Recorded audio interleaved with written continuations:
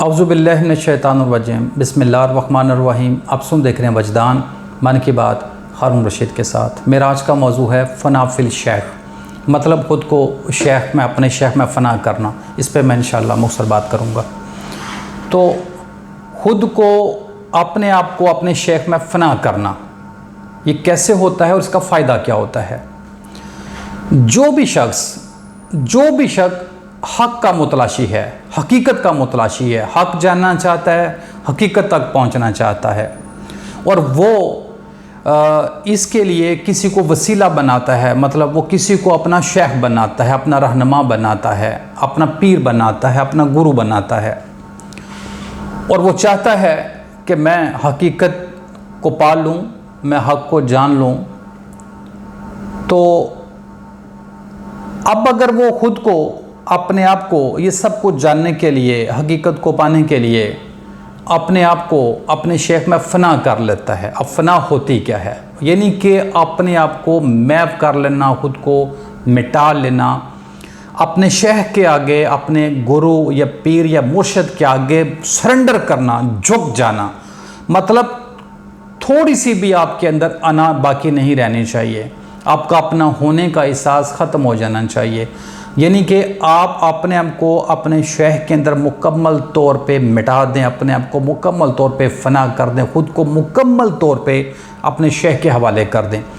जो आपको शेख कहे वही हक़ है, वही सच है। कोई अपनी अक्ल, कोई अपनी दलील, कोई अपना इल्म, कोई बहस आप शेख के साथ नहीं करें। शेख ने कह दिया दिन है तो आपने कह दिया दिन है, शेख ने कह दिया रात है तो आपने कह दिया रात है। शेख के आगे आपने बात ही नहीं करनी। अगर आप ज़ाहरी तौर पे अपनी ज़ुबान पे ताला लगा लेते हैं, यानी कि कंट्रोल कर लेते हैं, तो भी ये फ़ना फ़िल शेख नहीं होगा। ये भी आपका ज़ब्त नफ्स है, ख़ुद पे आपने कंट्रोल किया हुआ है। अब भी आपको वो कामल हालत हासिल नहीं हुई कि जिसको फ़ना फ़िल शेख कहते हैं।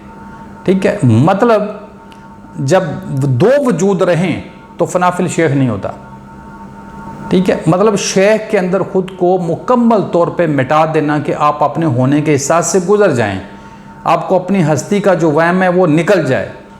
इससे ये होता है, इससे फ़ायदा क्या होता है। ठीक है, ये बात थी कि फ़ना इस तरह होती है कि मुकम्मल तौर पे शेख के आगे झुक जाना, सरेंडर कर देना।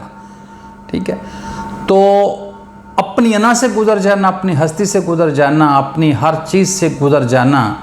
ठीक है, तो फिर ये एक चीज़ और भी इसमें ज़हन में रखिएगा, अदब बहुत बड़ी चीज़ है।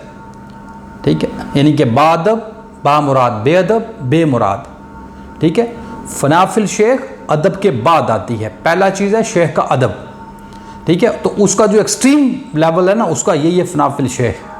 ठीक है, तो जो शख्स किसी का अदब करता है ना, ठीक है, किसी का एहतराम और इज़्ज़त करता है ना, वो जानता है कि अपना जो शेख है या जिसका भी वो अदब करता है, इज़्ज़त करता है, लिहाज करता है, कदर करता है, वो उसके साथ अपना रवैया कैसा रखता है। ठीक है, ये हम सब जानते हैं। ठीक है, कि हम जब किसी का अदब करते हैं तो अदब में क्या क्या चीज़ की जाती है और क्या क्या चीज़ है जो कि अदब के अंदर नहीं चलती या जो कि बेअदबी के ज़ुमरे में आता है। ठीक है, ये सबको पता है।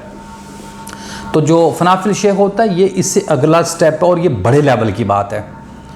तो अब इससे होता क्या है कि जब आप अपने आप को मुकम्मल तौर पे शेख के अंदर फ़ना कर लेते हैं, अपने आप को गर्क कर लेते हैं, अपनी हस्ती से गुज़र जाते हैं, अपनी अना से गुज़र जाते हैं, बस शेख रह जाता है, तो उस वक्त आपके ऊपर शेख का रंग आता है, फिर आप नहीं होते।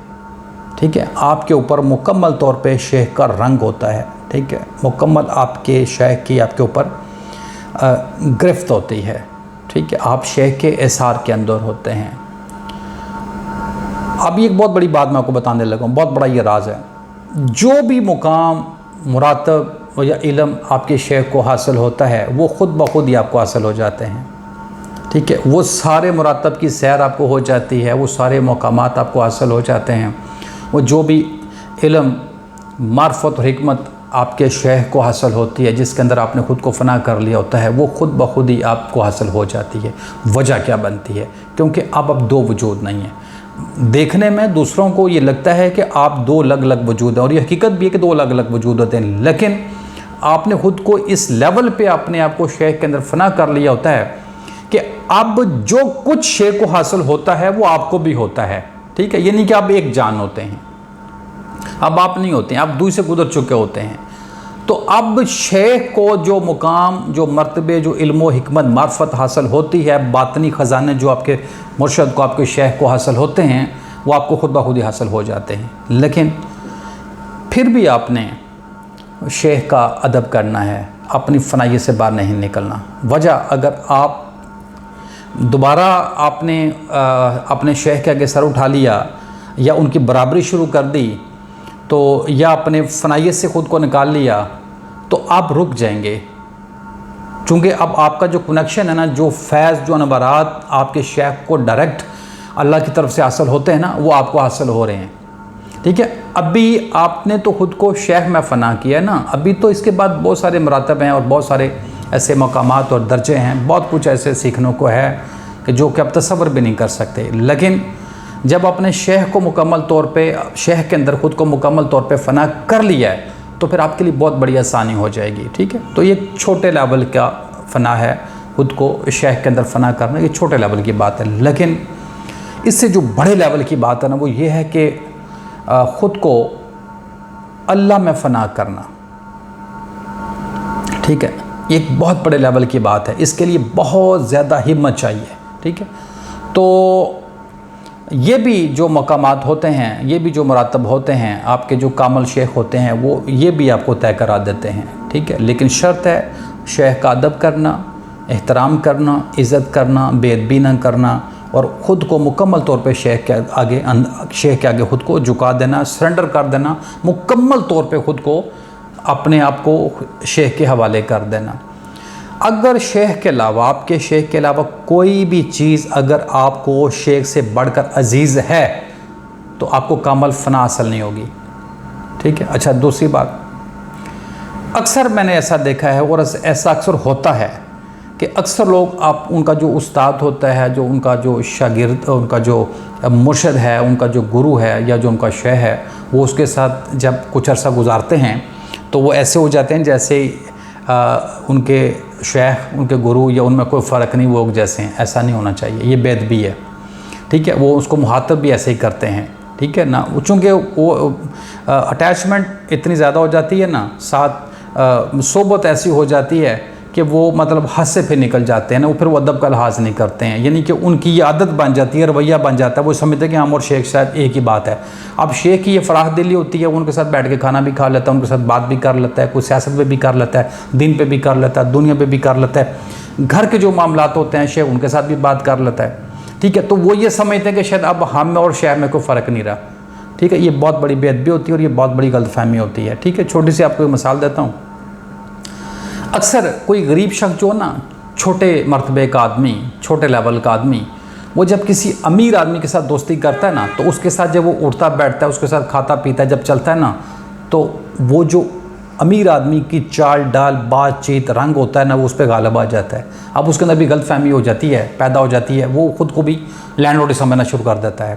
تو اس کو تکبر بھی کہتے ہیں، اس کو غلط فہمی بھی کہتی ہیں، اور یہ تکبر، یہ غلط فہمی بہت بڑے نقصان کا باعث بنتی ہے، ٹھیک ہے؟ چونکہ جو ڈسٹینس ہوتا ہے، ایک فاصلہ ہوتا ہے، وہ بہت ضروری ہے، جو فاصلہ اللہ نے رکھ دیا ہے آپ اس کو نہیں مٹا سکتے، ٹھیک ہے؟ تو اب یہ اس کی فراخ دلی ہے، یہ اس کی محبت ہے، وہ آپ کے اوپر مہربان ہے، وہ آپ کو اپنے ساتھ کھانا کھلاتا ہے، اپنے ساتھ سفر کراتا ہے، آپ کو اپنے ساتھ گاڑی میں بٹھاتا ہے، آپ کے ساتھ اٹھتا بیٹھتا ہے، ملتا ہے، آپ کو بلاتا ہے، آپ اس کو بلاتے ہیں۔ تو اس کا مطلب یہ نہیں ہوتا کہ آپ اس کا ادب کرنا چھوڑ دیں، اس کی عزت کرنا چھوڑ دیں، یا وہ آپ جیسا ہی ہے، ایسا نہیں ہے، فرق ہے، ایک اللہ نے رکھا ہوا ہے، آپ اس کو مینٹین رکھیں، ٹھیک ہے؟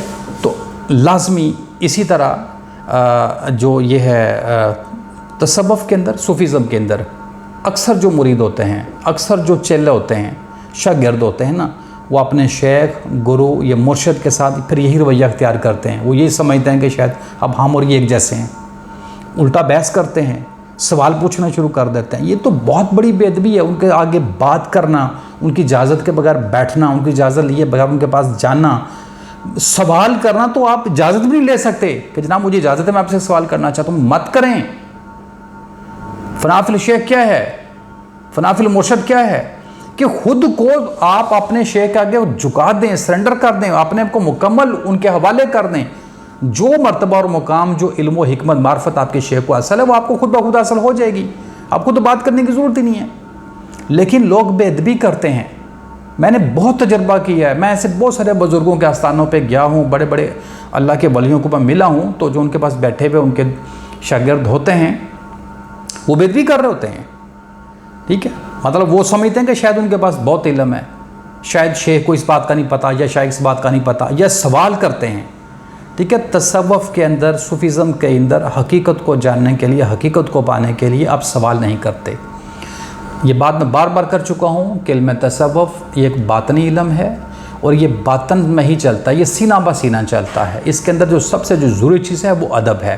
اپنے مرشد کا، اپنے شیخ کا ادب کریں، پھر خود کو مکمل طور پہ اس کے آگے جھکائیں، اس کے اندر خود کو فنا کریں، اپنے آپ کو مٹا دیں.